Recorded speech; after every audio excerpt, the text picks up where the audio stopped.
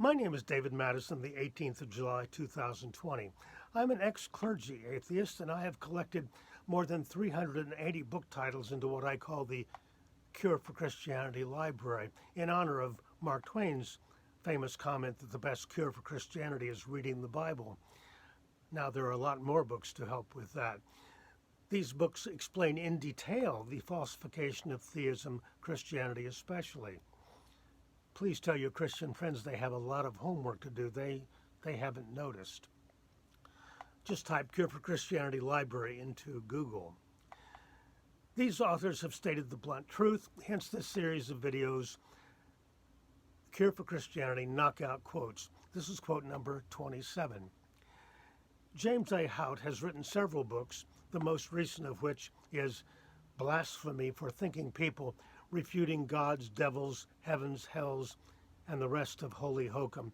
Check out his author page on Facebook. Here's one of his comments from an article that he wrote in 2007 for Free Thought Today. The title of the article is, "A Person with Integrity Doesn't Claim to Know Supernatural Things." Quote, "Hundreds of past gods and religions have vanished and are laughable today. Zeus's pantheon atop Mount Olympus was so real to ancient Greeks that they sacrificed thousands of animals to the imaginary gods and goddesses. Are today's deities any more substantial?" Unquote. Well, the Christian God certainly looks more substantial. It has a huge worldwide bureaucracy that employs millions of priests and ministers and has millions of buildings. It's as if the Christian God had given the order, don't stop building churches. So we're so used to the heavy, substantial presence of Christianity.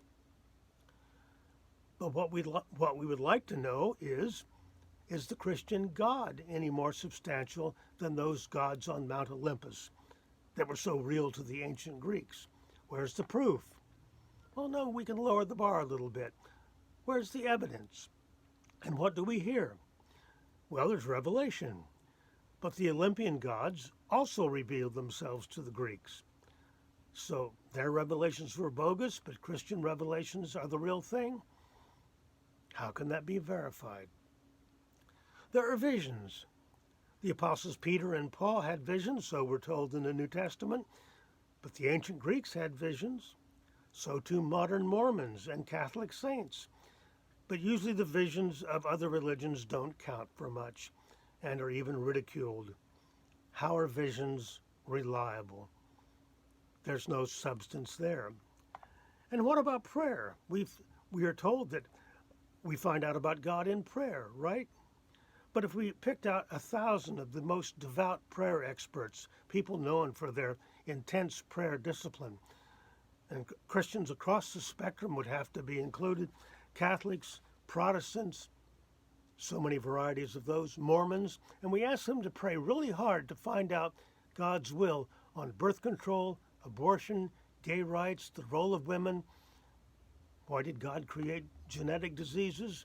Well, the list is endless. What are the chances that these 1,000 prayer experts would be 100% in agreement? Well, that's just about zero. Prayer fails to demonstrate that the Christian God is substantial. The Christian idea of God derives from the tribal God of the Old Testament. The New Testament writers put additional spins on Yahweh, but even in the New Testament, he remains a mean, vindictive character. And Christian theologians haven't ceased spinning, knocking off the rough edges as best they can, based on their own theological imaginations. But there is no substance. People have been inventing and adjusting and polishing gods forever. James Hout is right. Even the big Christian God today has no more substance than those of ancient Greece.